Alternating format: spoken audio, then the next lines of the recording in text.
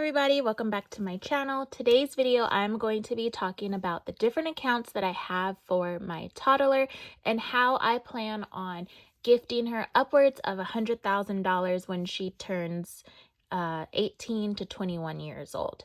So if you're interested in learning how to save for your kids or your cousins, nieces, nephews, and you're not sure where to start, or you want a starting point where you can get some ideas and then go ahead and do further research, then stay tuned.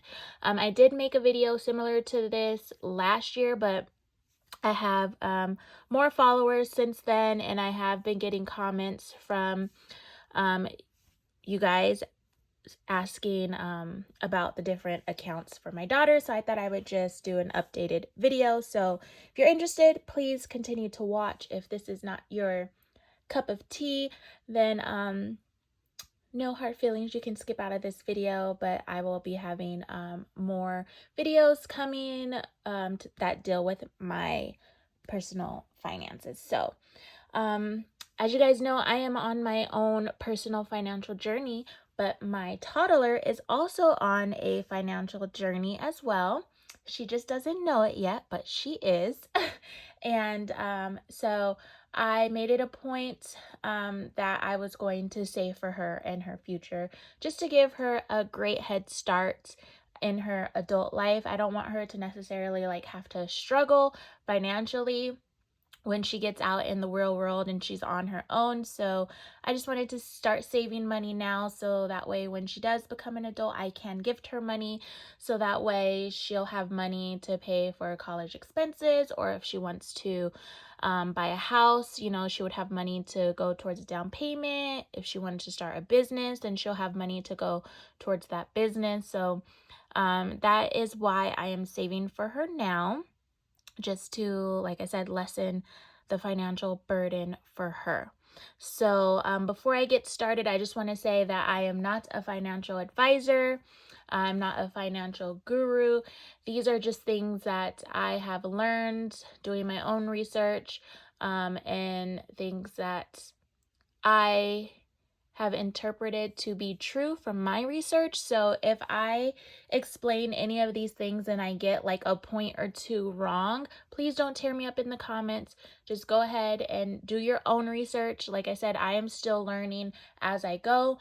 This is what I know currently, and this is what I know to be true from my research currently. So I just hope that this gives you a starting point where you can be like, oh, I never heard of a 529. Let me go ahead and research that and see if that will be something that's good for my family. Or, oh, I haven't heard of a UTMA. Let me research that and see if that's would be a good account for my family. So that's kind of what this video is going to be. But I'm also going to tell you guys how much she has in her accounts as of today.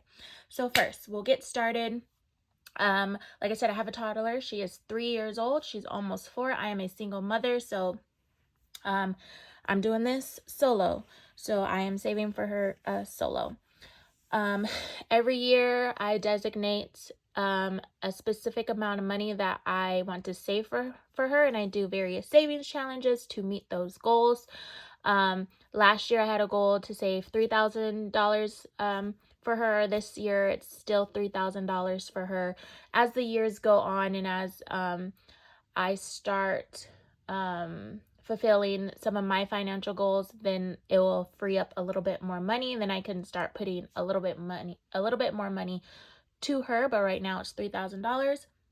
So $3,000 is what I'm budgeting from my paychecks, and then I also will fund these accounts from other various sources, like if she gets money from her birthday, Christmas, if I sell any of her clothes, shoes, toys, that money goes back into her accounts, and then we also recycle our cans and bottles, so that money goes to her. It's not much. Sometimes it's just like $10 for the month, $5 for the month.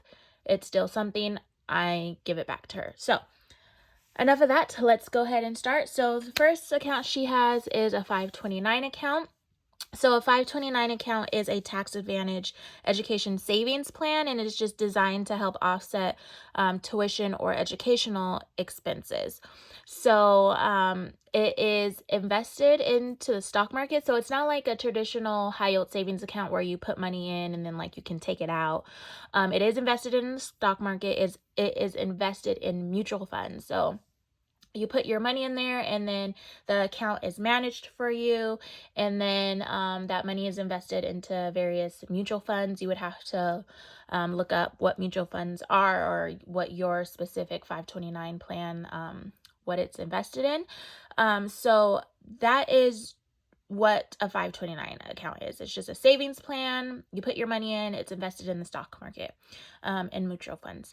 Each state, I believe each state has their own 529 account. So you would just Google your state's 529 savings plan, and then it should come up.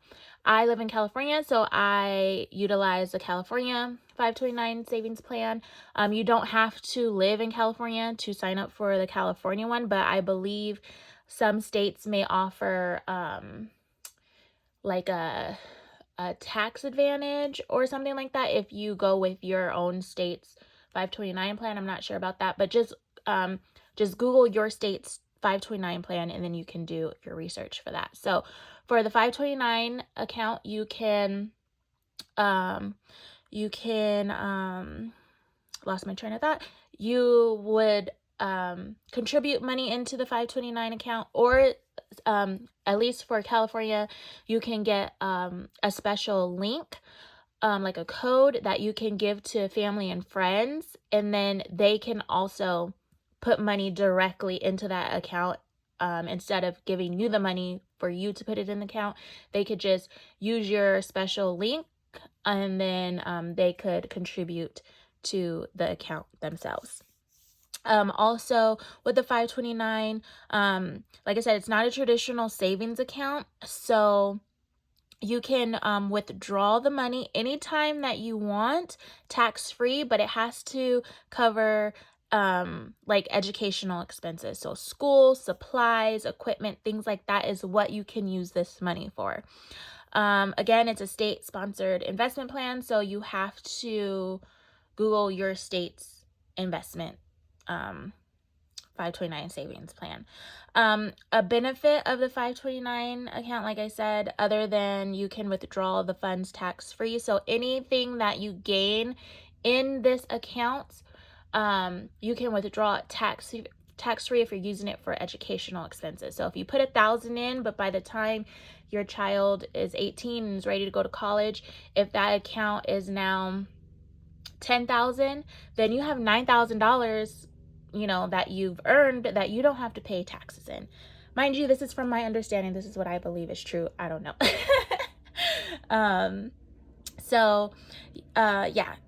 Also for the 529, another benefit is you can change the beneficiary. So what if you're like, well, what if I put all this money in this account and then my child doesn't want to go to college?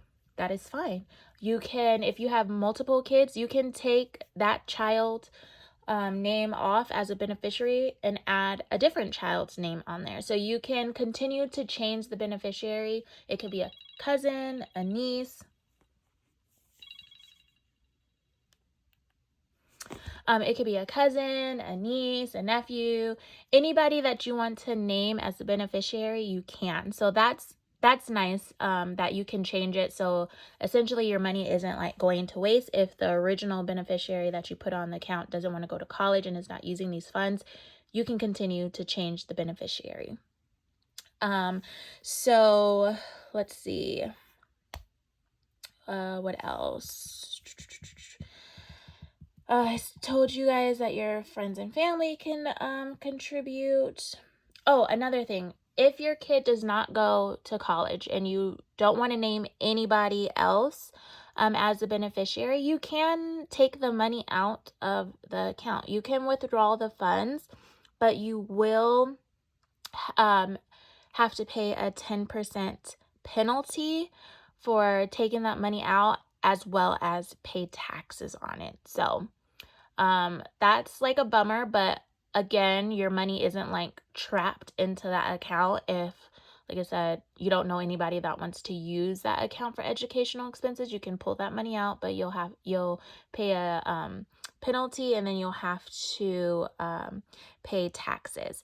And then the great thing that just happened, as of 2024, you can enroll money into, so whatever money that you have in that 529, if it has been open for 15 years and it has been in the beneficiary's account for 15 years and they're not going to use it, you can essentially roll over that money into a Roth IRA.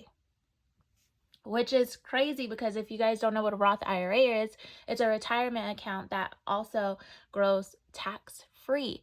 So if your kid is not going to use it, or if your kid went to college and they have leftover funds in there, you can take the leftover funds up into the contribution limit. So as of right now, the contribution is $7,000. Who knows if it'll continue to go up in the future? But say your kid had $6,500 left over in their 529 and they're not going to use it, and you don't want to name anybody else as the beneficiary, you can take that $6,500 and roll it over into a Roth IRA account, which is amazing. So that's another benefit. Mind you, this is what I believe to be true from my research. If I am misspeaking, I apologize, but that's why I say, just do your own research as well. So that is a little bit about a 529. It is a state-sponsored investment plan. You put the money in, it's invested in mutual funds. You can take it out for educational expenses. It doesn't have to be just college. If your child is going to like a private K through 12 or something like that, you can also use those funds to pay for private tuition. Like I say, you can use it to pay for books and supplies and different equipment. Obviously, tuition for college. So that is that. Like I said, you can take the money out if you need be. You would just have to pay a 10% penalty and pay taxes, and you can always change the beneficiary on the account. But then again, if the beneficiary has been named for 15 years on that account and they're not going to use it, you can roll it over into a Roth IRA. So that is a little bit about a 529. So as of today, mind you, like I said, it is invested into mutual funds. So your account is you're going to gain money and you're going to lose money. Okay. So just keep that in mind as well. So as of right now, what is today? Today is January 10th. So as of January 10th, my daughter has in her 529, $52.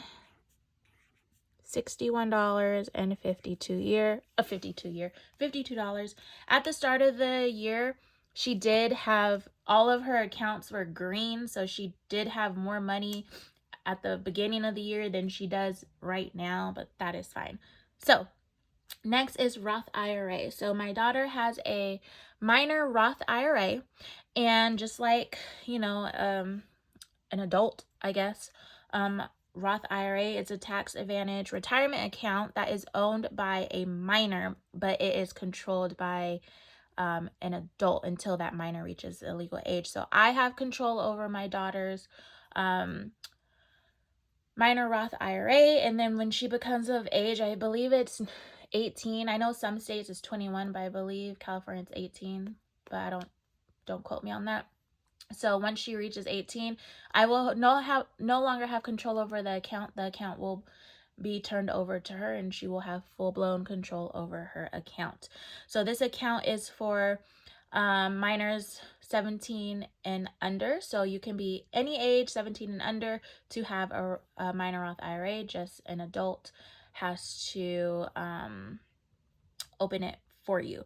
So a Roth IRA is funded by post-tax earned money. So like I have a Roth IRA, so the money that I put into my Roth IRA is obviously from earned income that I have. So the same goes with the minor Roth IRA. You can only fund a minor Roth IRA with earned income from a job, or like a regular W-2 job, or from a business. So the reason why she has a minor Roth IRA is because when she was a baby, she did some modeling gigs. So there were local photographers looking for models to model their mock setups. So I would take her to these photo shoots. The photographers would shoot her, and then they would put out their images for people to book, if that makes sense. Like it was like a promo for them to like advertise their photo shoots. So we got compensated for those different photo shoots. So since it was earned income because she was working, and I took that money and I put it into her Roth IRA. Now, mind you, you need to do your own research of what jobs like would qualify for a minor to have in order to put their money into a Roth IRA.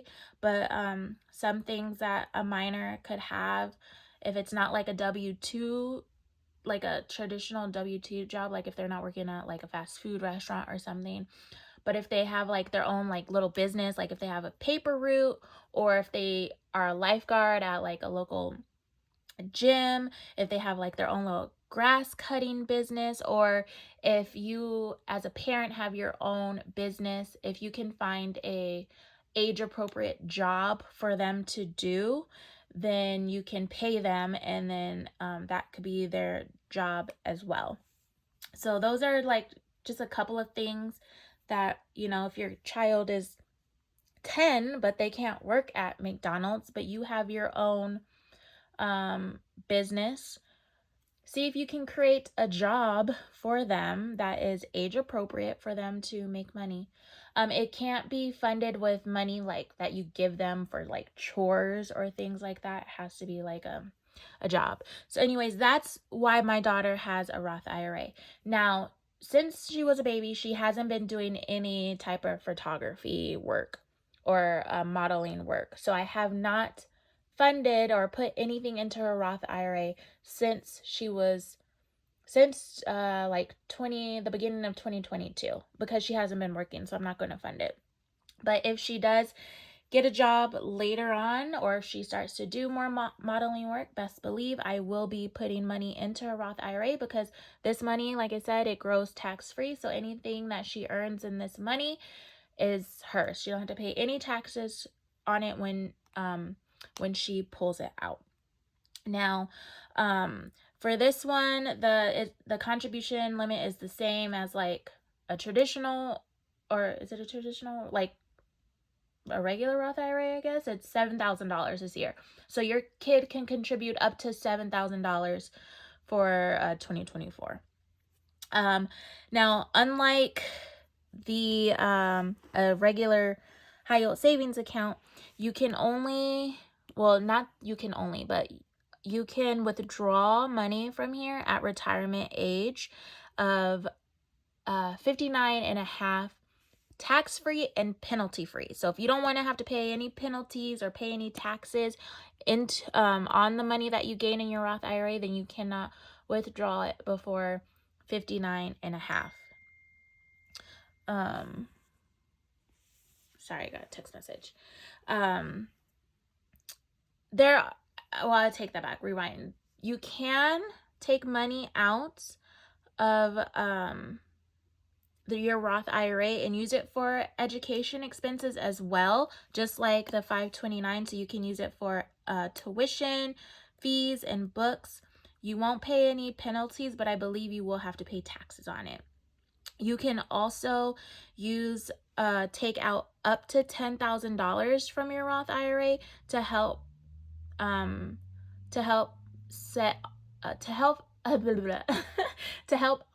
offset buying a house. So if you want to use it for a down payment or for closing costs, you can take out $10,000 penalty and tax-free as well. So you can take money out of here penalty-free and tax-free, from my understanding, if it is education and buying a house up to $10,000. Other than that, just leave the money in there until you become of retirement age, so you don't have to worry about paying taxes and fees. Okay, so that is that. And then you can also withdraw money for like certain emergencies, I believe, but you do have to pay taxes as well as the 10% early withdrawal fee. So like I said, if you're not, there's restrictions on what you can use this money for. So you would just have to do your research on that. But unlike the 529, so the 529, I forgot to tell you, you can't like pick what stocks and stuff you can buy for the 529. Like I said, it's just invested into a mutual fund. But with the Roth IRA, you can choose what investments you want to invest in. So as of today, my daughter has $772.30. I hope this is making sense. If I am not, I apologize. But like I said, if you're interested in any of these accounts, just go ahead and Google it. That's where you can start with your research. Next, my daughter has a custodial brokerage account. She has a UTMA, which is a Uniform Transfers to Minor Act, and it is just it just refers to a law that allows minors to receive gifts, and those gifts can include money, patents, what else? Royalties, real estate, fine art, and it just helps the child save and invest money, and you are controlling that account. You are investing that money for them until they become of legal age. So there is no taxable, it is a taxable investment account with no contribution limit. So any money that you take out of here, you will have to pay taxes on it. So you can take money out of here at any time you want, whenever you want, for whatever reason you want. You're not going to have any penalties for taking the money out of here. You're just going to have to pay the taxes on it. And like I said, there's no investment limit, so that's good as well. So that's basically it for that. You can buy however many stocks you want. You can put however much money in there you want. And yeah, when the kid comes up on, legal age, they will have control over that account, and then they can buy and sell and trade and do as they please with that money. So as of right now, my daughter has $3,406.64. And I have had people ask me, how do I decide which stocks to invest in for my daughter? And honestly, there's no rhyme or reason to how I choose to invest for her. I just invest in things that I think sound good. And that's probably not a good idea, but that's where I am right now in my my stock journey. Like I said, I'm still learning every day, but I just decided to invest in tech companies that I feel like are going to be around for the long run. So I have this little stock tracker that I made. So these are the stocks that she owns right now.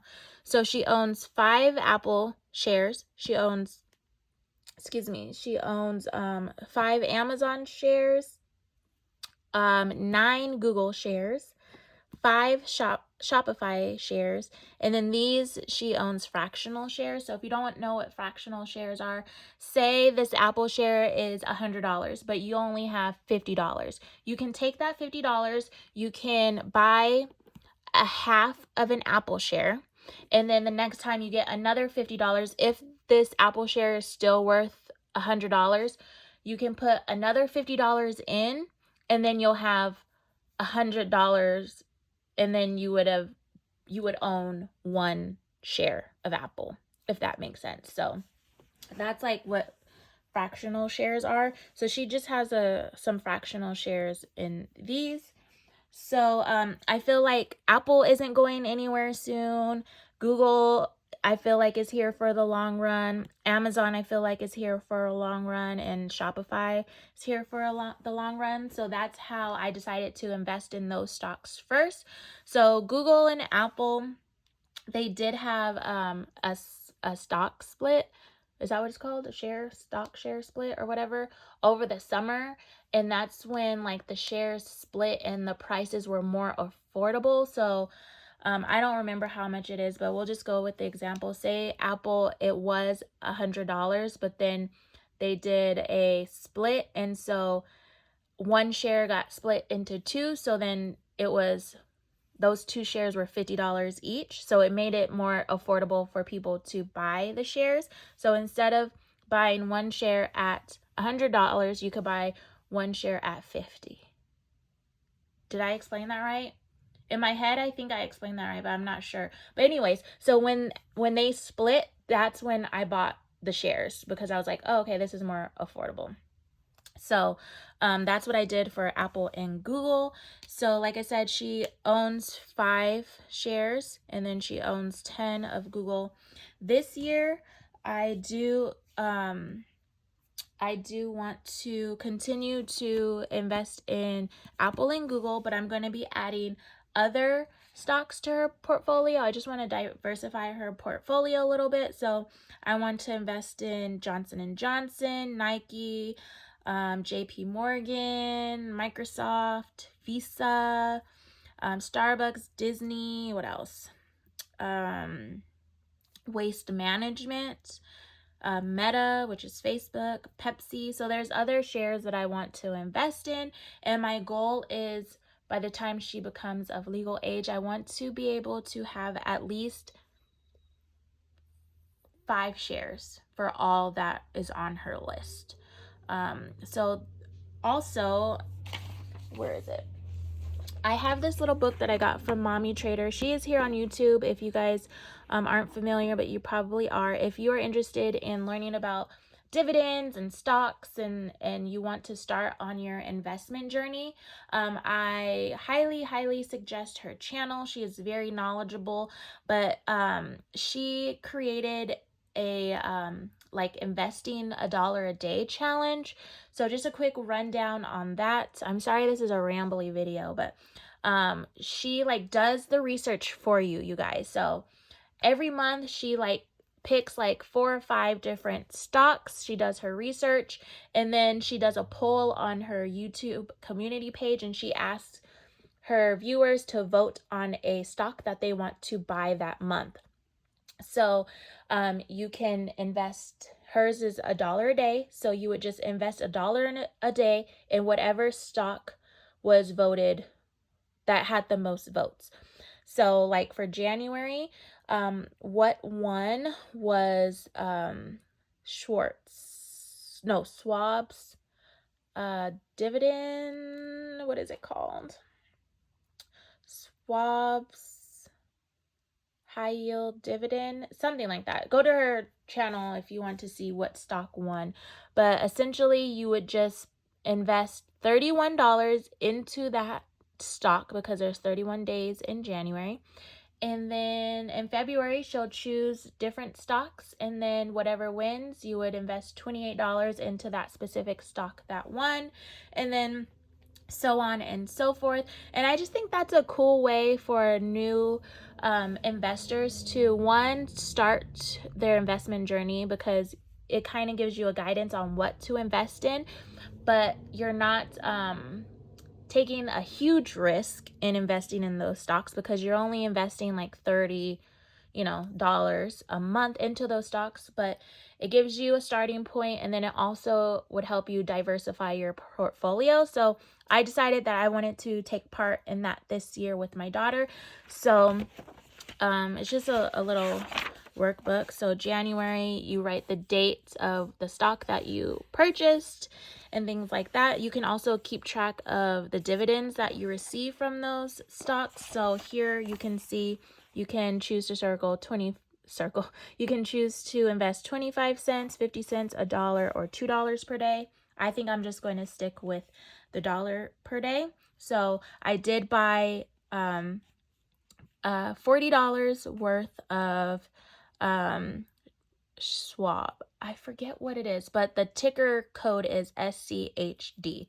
And then, yeah, and then I might continue to just, I'll buy whatever gets the most votes for February, but then I might just continue to invest like $10 a month in January stock. And then once we get into March, I will invest $31 in whatever stock won that month. But then I will maybe invest $10 in the stock that won in February, and then another $10 from the stock that won in January, if that makes sense. And I'll just keep doing that. So yeah, I thought that would be a good way, for me, like I said, to diversify her portfolio. So if you're interested in that, check out Mommy Trader. Now, the last account that she has, I'm sorry this is taking so long, but the last account that my daughter has is a high yield savings account. And a high yield savings account, if you're not familiar, is just a savings account that pays a higher interest rate than traditional savings accounts. So it can be like anywhere from 10 to 20% more than what a traditional savings account gives you. I have a credit union account for her, and right now I think it's at 4.5%. So I keep her cash savings in that high yield savings account. I want her to have a variety of different accounts, so that's why she has all these accounts.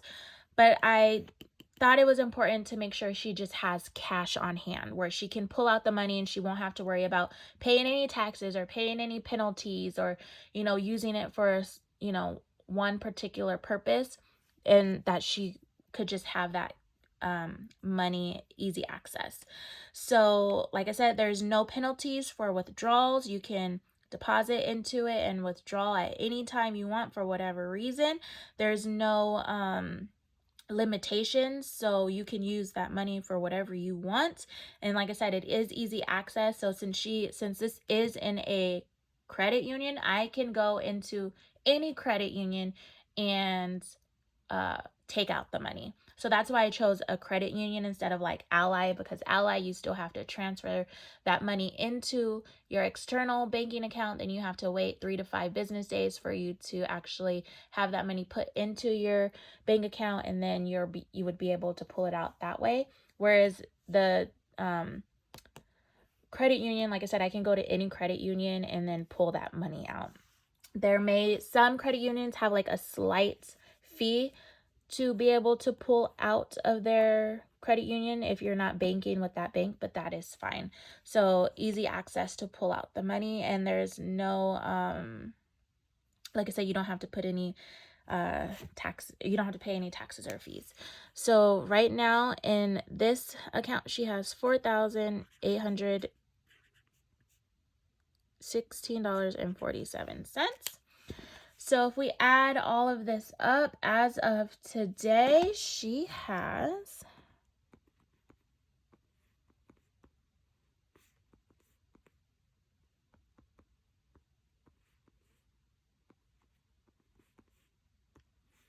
we started off the year with a little over 13,000 in all of her accounts. And as of today, she has $12,056.93, which is crazy. So she lost like $1,000 with just in 2 weeks, but that's okay because we'll make that money back.